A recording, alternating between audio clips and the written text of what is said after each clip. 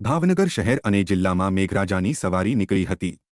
ભાવનગર શહેરમાં સમી સાંજ બાદ મેઘરાજાની સવારી નીકળતા વાતાવરણમાં ઠંડક પ્રસરી ગઈ હતી। ભાવનગર જિલ્લામાં 6 વાગ્યાનો વરસાદ માત્ર 2 તાલુકામાં નોંધાયો છે।